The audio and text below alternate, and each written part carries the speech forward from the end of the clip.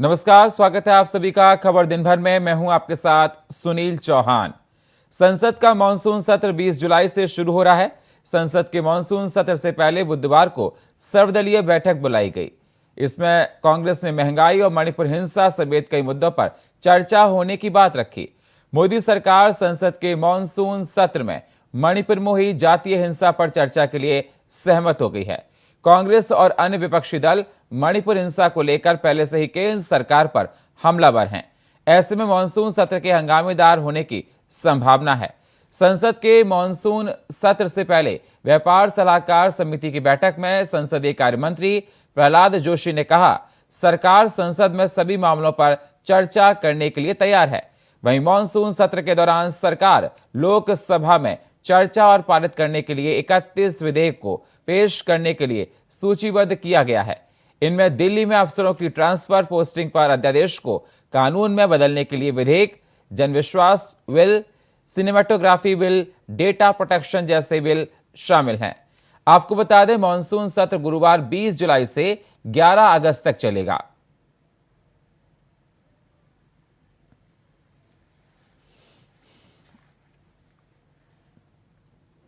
opposition parties have also given और कुछ हमारा सहयोगी दल भी सजेशन दिया है और सभी लोग, सभी पार्टियां मणिपुर के बारे में चर्चा की मांग कर रहे थे। मणिपुर के बारे में चर्चा के लिए सरकार तैयार है और जब माननीय स्पीकर और चेयरमैन डेट डिसाइड करेंगे, समय डिसाइड करेंगे, तब सरकार तैयार है। और कुछ भी जो भी इश्यू है, नियम और प्रक्रिया के अनुसार स्पीकर और चेयरमैन के परमिशन के साथ सरकार चर्चा करने के लिए तैयार है। Many suggestions. विपक्षी गठबंधन का नाम इंडिया रखने का मामला अब थाने पहुंच गया है। इस पर आपत्ति जताते हुए दिल्ली की बाराखंबा पुलिस स्टेशन में शिकायत दर्ज करवाई गई है, जिसमें कहा गया कि इंडिया नाम रखना एम्बुलेंस एक्ट का उल्लंघन है। इस एक्ट के तहत कोई भी अपने निजी फायदे के लिए इंडिया नाम का इस्तेमाल नहीं कर सकता। इससे लोगों की भावना आहत होती है। साथ ही शिकायत में कहा गया कि 26 राजनीतिक दलों ने देश के नाम का गलत इस्तेमाल किया है। देखिए रिपोर्ट।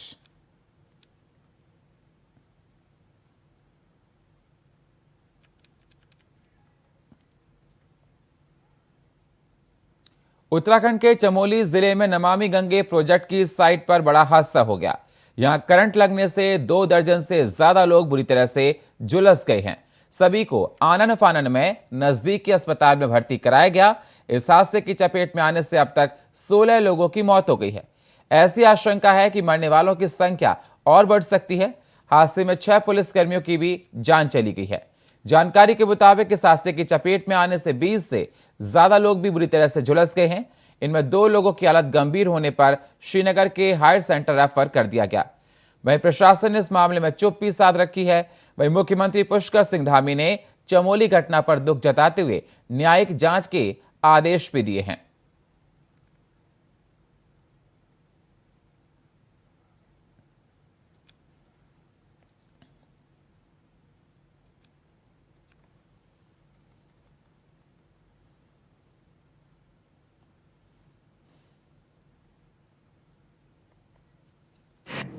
चमोली जनपद में बहुत दुखद घटना घटित हुई है, उसके समाचार मिल रहे हैं, जिसमें अभी 15 लोगों के लगभग घायल और हताहत होने की सूचना मिली है।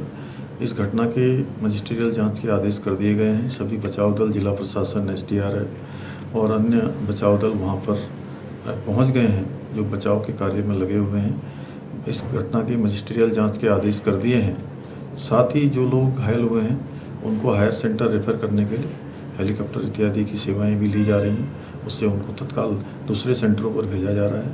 इस घटना में जो भी हताहत हुए हैं उन सभी को हम भगवान से प्रार्थना करते हैं, अपने श्री चरणों में स्थान दे, उनके पारिवारिक जनों को इस दुख को सहने की शक्ति प्रदान करें।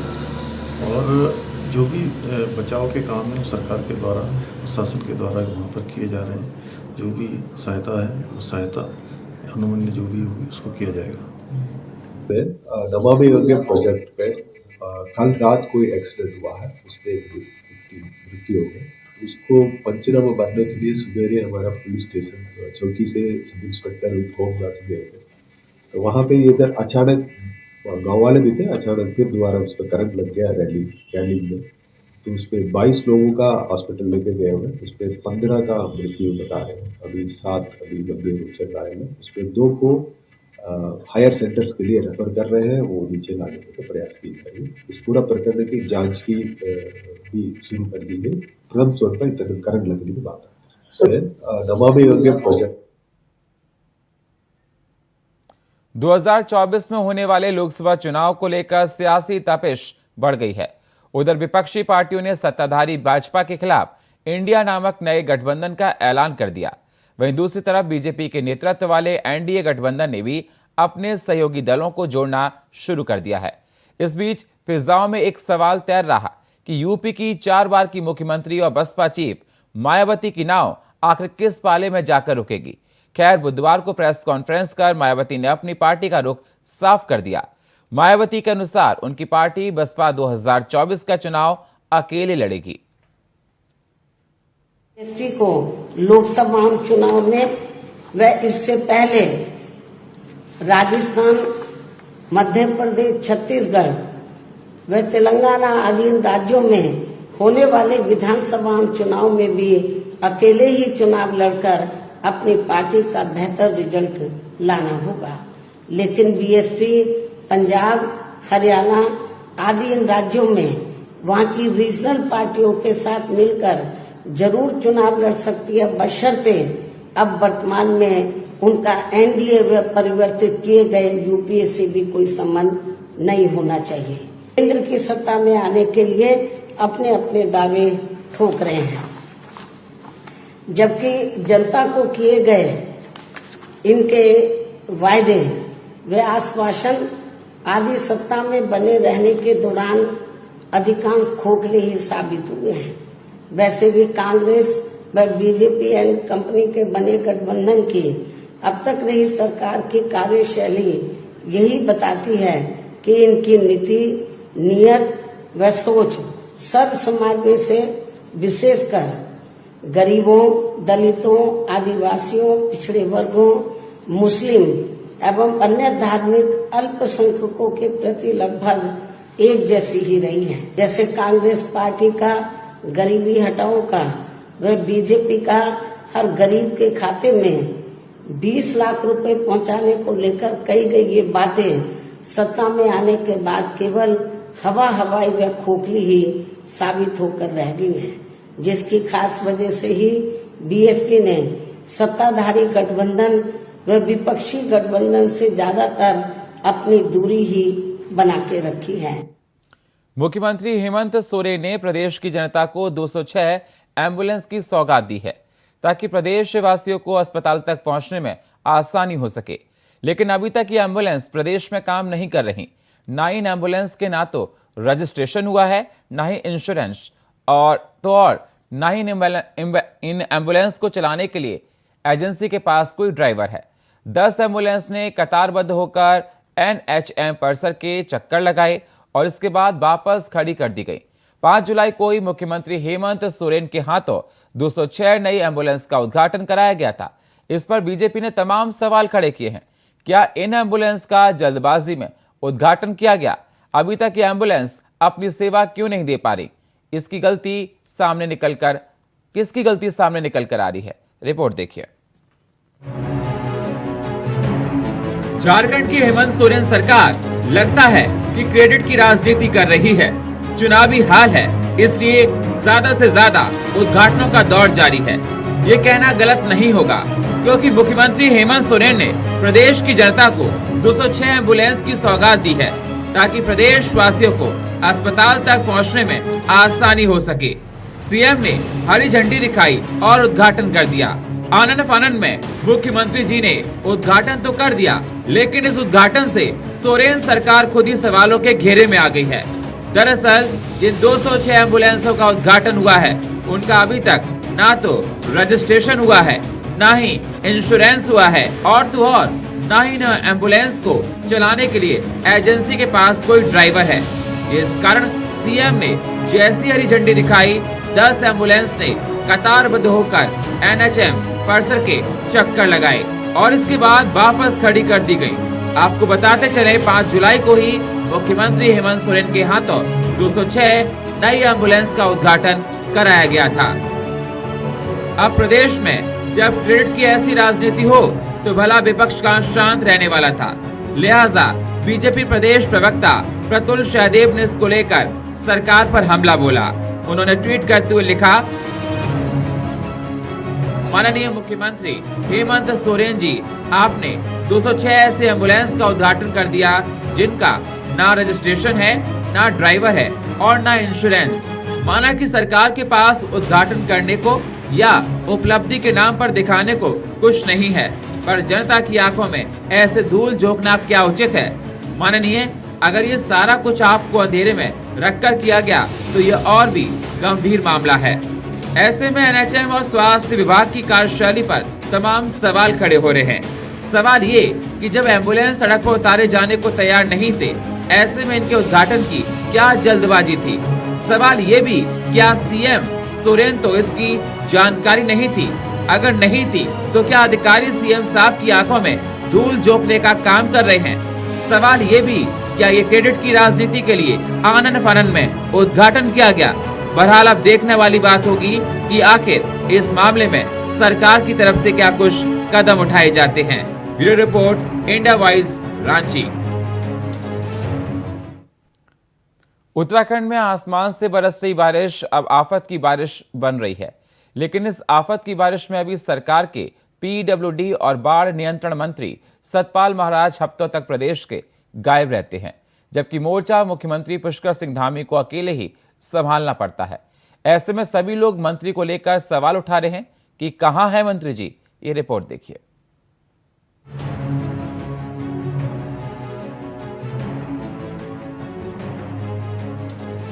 उत्तराखंड में मुख्यमंत्री पुष्कर सिंह धामी के बाद नंबर 2 किसी को कहा जाता है तो वो है वरिष्ठ मंत्री सतपाल महाराज, क्योंकि वो वरिष्ठता में भी और विभागों में भी नंबर 2 की पोजीशन पर कैबिनेट मंत्री सतपाल महाराज हैं। लेकिन राज्य की जनता इस मानसून सीजन में अपने कैबिनेट मंत्री को तलाश रही है, जिनके पास पीडब्ल्यूडी, बाढ़ नियंत्रण और सिंचाई जैसे महत्वपूर्ण विभाग हैं।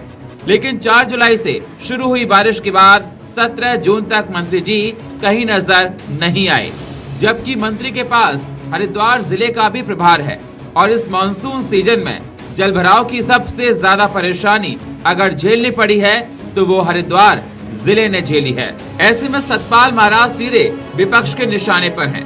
पूर्व मुख्यमंत्री हरीश रावत की माने तो कांग्रेस ने जब कैबिनेट मंत्री सतपाल महाराज को जगाने के लिए थाली बजाने का उपयोग किया, तब जाकर कैबिनेट मंत्री सतपाल महाराज की नींद टूटी और वो आपदा प्रभावित क्षेत्रों में पहुंचे हैं। लेकिन ये चिंता बीजेपी की सरकार में देखने को नहीं मिली कि अपने मंत्रियों को निर्देश देते और समय रहते उन्हें आपदा प्रभावित क्षेत्रों में भेजने का काम करते, ताकि जनता की परेशानियां दूर होती। हाँ, इनके एक मंत्री के लिए कांग्रेस को थाली बजानी पड़ी कि आओ कहाँ हो करके। अब यहाँ बाढ़ आई हुई है, इनके मंत्री दिल्ली में जो है राजनीतिक बाढ़ लाने के लिए जुटे पड़े हैं। अब विपक्ष की तरफ से जब वार वार हो रहे हैं तो भला सत्ता पक्ष कहां शांत रहने वाली थी। लिहाजा बीजेपी के प्रदेश प्रवक्ता सुरेश जोशी ने मामले में मोर्चा संभालते हुए विपक्ष पर पलटवार किया। उन्होंने कहा कि राज्य सरकार लगातार आपदा प्रभावितों के लिए चिंतित है। मुख्यमंत्री खुद मौके पर पहुंच रहे हैं। आपदा से निपटने के लिए अधिकारियों कर्मचारियों को दिशा निर्देश दिए जा रहे हैं और राज्य सरकार का साथ बीजेपी का प्रदेश संगठन भी दे रहा है। मैं ये कह सकता हूँ, विपक्ष को हमसे सवाल करने का कम से कम ये अधिकार इसलिए नहीं है कि हमारे मुख्यमंत्री, हमारे अन्य पदाधिकारी, हमारे सांसद और भारतीय जनता पार्टी का एक एक कार्यकर्ता जहाँ भी बाढ़ आई है, जहाँ पर कोई दिक्कतें आई है, वहाँ पर जनता के साथ कंधे से कंधा मिला करके खड़ा है। लेकिन उसी जो विपक्ष से हम पे आरोप लगा रहा है, आपने देखा होगा कि जब विपक्ष के लोगों को हरिद्वार होना चाहिए था, जब विपक्ष के नेताओं को धारचूला, मुनस्यारी, उत्तरकाशी, चमोली में होना चाहिए था, उनके सारे बड़े नेता दिल्ली के आलीशान दफ्तरों में बैठ करके ट्वीट कर रहे थे अपने फोटो। तो इस बात को क्यों भूल जा रहे हो कि जब आपको जनता के बीच में जाना है, आप दिल्ली जा रहे हो और दिल्ली से आप ट्वीट कर रहे हो। तो इसलिए उनको कम से कम भारतीय जनता पार्टी पर आरोप लगाने का कोई अधिकार नहीं। आपदा की इस घड़ी में जहां मुख्यमंत्री पुष्कर सिंह धामी प्रभावितों के दुख दर्द दूर करने में जुटे हुए थे, वहीं कैबिनेट मंत्री सतपाल महाराज दिल्ली में केंद्रीय नेताओं से मुलाकात कर अपनी मेरिट बनाने का काम कर रहे थे, जबकि उनकी जरूरत राज्य को थी, लेकिन उसे पूरा करने में वो असफल साबित हुए। अभय कैतुरा, इंडिया वॉइस, देहरादून।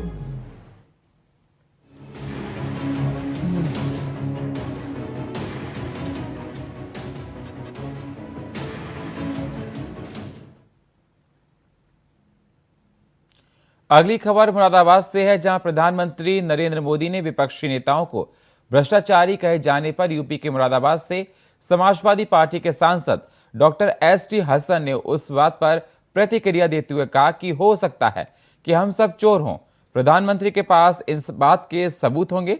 इस तरह की बात करना एक प्रधानमंत्री को शोभा नहीं देता। पहले वह खुद को देखें कि फिर दूसरों पर उंगली उठाएं। सपा सांसद ने आगे कहा कि विपक्ष ने प्रधानमंत्री से अधिक सीनियर नेता मौजूद हैं और उनकी देश में ही नहीं विदेशों में भी बहुत टीआरपी है। साथ ही कहा कि प्रधानमंत्री का यह बयान विपक्षी एकजुटता को देखकर बौखलाहट वाला बयान है, क्योंकि अगर विपक्ष के साथ 60% वोटर एकजुट हो गए तो भाजपा कहीं नहीं टिक पाएगी। सपा सांसद ने कहा कि प्रधानमंत्री मोदी को अडानी और पेगासस को देखना चाहिए। प्रधानमंत्री किस तरह की बात करके हिंदुस्तान का अपमान कर रहे हैं, क्योंकि विपक्ष में मोदी से भी सीनियर नेता मौजूद हैं। हम सब लोग चोर हों साहब, उनके पास कोई सबूत होंगे इस बात के? क्योंकि जो विपक्ष के नेता हैं उनकी टीआरपी आपको मालूम है हिंदुस्तान और हिंदुस्तान से बाहर कितनी है। बहुत बड़े बड़े चेहरे हैं हिंदुस्तान के। ये तो हिंदुस्तान का अपमान किया जा रहा है ये कहकर। मोदी जी से कहीं ज़्यादा सीनियर लोग हैं उसमें। तो इस तरह की बात करना एक प्रधानमंत्री को शोभा नहीं देता। पहले खुद को देखें, अडानी के मामलात को देखें, पेगासस को देखें, उसके बाद फिर दूसरे को के ऊपर उंगली उठाएं। लखनऊ में एक बार फिर योगी का बुलडोजर चला। माफिया अतीक अहमद के बाद अब माफिया मुख्तार अंसारी के कब्जे की जमीन पर बुलडोजर चलाकर खाली करवाया गया है। आपको बता दें, माफिया मुख्तार अंसारी उनके बेटों का डालीबाग में कब्जे की जमीन पर बंगला भी बना हुआ था, जिसे 3 साल पहले लखनऊ विकास प्राधिकरण ने बुलडोजर चलाकर गिरा दिया था। अब इन्हीं जमीनों पर प्रधानमंत्री आवास योजना के तहत 72 फ्लैट तैयार करने की योजना बनाई गई है।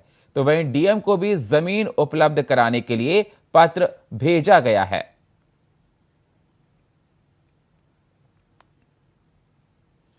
मध्य प्रदेश में विधानसभा चुनाव से पहले बीजेपी सरकार चारों ओर से घिरती हुई नजर आ रही है। एक ओर विपक्ष में बैठी कांग्रेस ने आदिवासी समेत कई मुद्दों पर सरकार को घेर रखा है।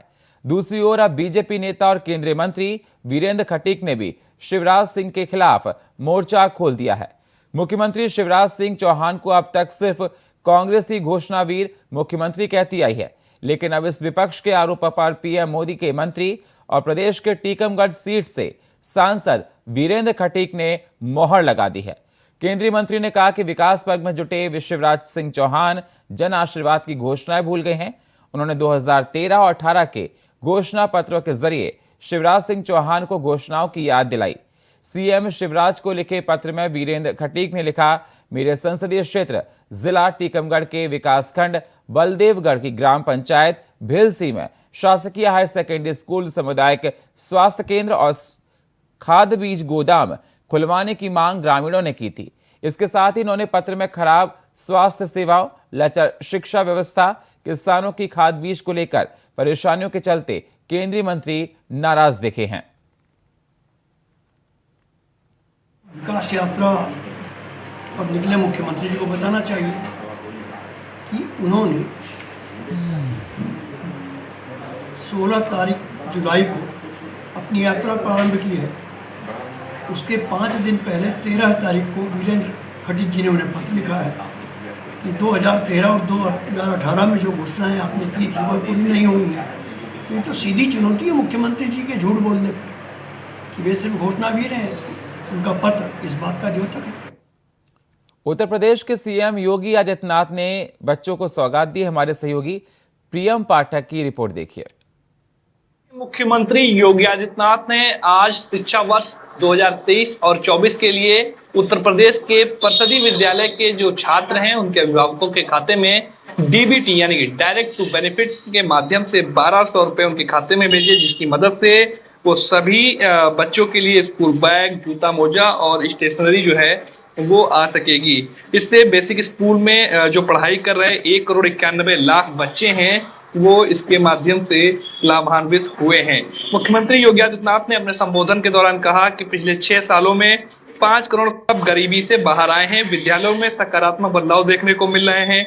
आने वाले 1 दशक में बेहतरीन परिणाम जो हैं उत्तर प्रदेश के अंदर वो देखने को मिलेंगे। नीति आयोग ने आंकड़े जारी किए हैं, उत्तर प्रदेश की जो स्थिति है वो उसमें काफी बेहतर दिखाई दी गई है और इसलिए सब जो संभव हो पाया है वह है सरकार के सकारात्मक प्रयासों के जरिए और उत्तर प्रदेश के अंदर विकास में योगदान देने वाले जो अधिकारी हैं, कर्मचारी हैं, शिक्षक हैं, उनको मैं धन्यवाद देता हूं।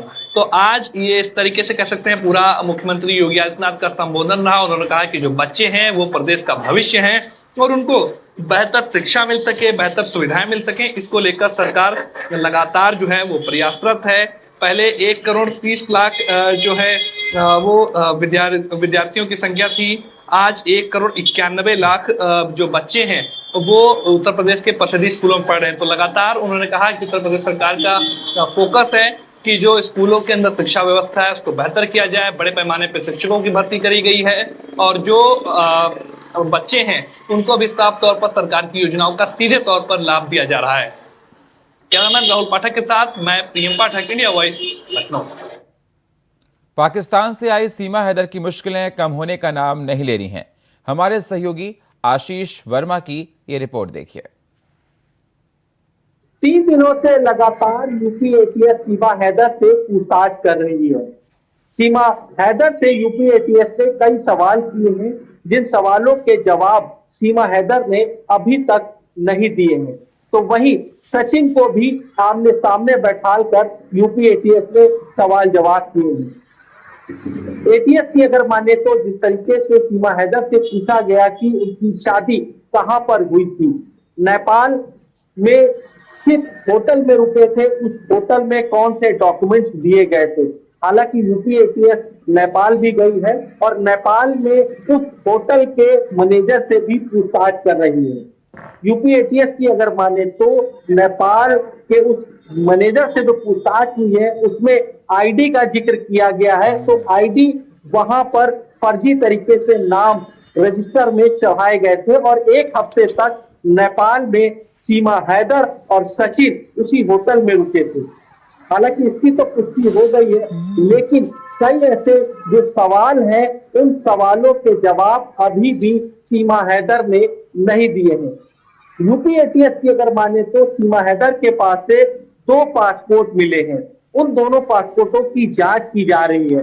सीमा हैदर से कई ऐसे जो सवाल किए गए हैं कि पाकिस्तान से दुबई किसकी सह पर पहुंची थी, सीमा हैदर ने किन किन नंबरों पर बात की थी, उन नंबरों की भी जांच खंगाली जा रही है। सीमा हैदर के पास जो मोबाइल फोन बरामद हुए हैं उनको क्यों तोड़ा गया, सिम क्यों तोड़ा गया। तो ऐसे कई सवाल यूपी एटीएस ने सीमा हैदर से पूछे हैं, जिनके जवाब अभी तक पूरी तरीके से सीमा हैदर नहीं दे पाई है।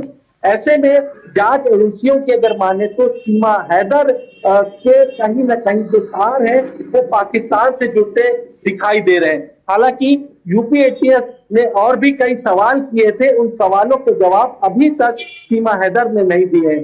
फिलहाल अब देखना यह होगा कि 3 दिनों की पूछताछ में जिस तरीके से सीमा हैदर का जो जिससे सीमा हैदर ने नेपाल में शादी की, सचिन, उस दोनों से जब पूछताछ में और क्या कुछ निकल कर सामने आता है ये देखना होगा। लखनऊ से आशीष कुमार वर्मा, इंडिया वॉइस। सिद्धार्थनगर में मानवता को शर्मसार करने वाली खबर सामने आई है। खबर पर ज्यादा जानकारी दे रहे हैं हमारे सहयोगी राकेश कुमार। सिद्धार्थनगर जिले के नौगढ़ तहसील क्षेत्र के काशीराम आवास में एक वीडियो सोशल मीडिया पे वायरल हो रहा है। एक महिला को बुरी तरह महिलाएं पीट रही हैं लाठी डंडों से। ये वीडियो सोशल मीडिया पे वायरल हुआ है। कल का बताया जा रहा वायरल वीडियो।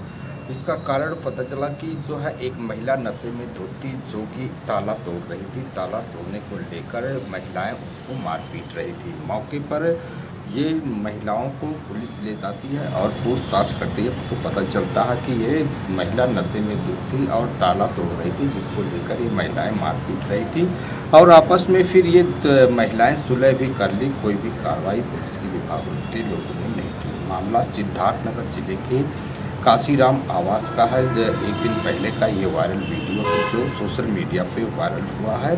वायरल वीडियो में एक महिला को लाठी डंडों से पीट रही महिलाएं उसमें दिख रही हैं। मानवता को शर्मसार करने की वीडियो ये सोशल मीडिया पे वायरल हुआ है। वायरल वीडियो के और फिलहाल खबर दिन भर में इतना ही। बाकी खबरों के लिए आप बने रहिए इंडिया वॉइस के साथ। तब तक के लिए नमस्कार।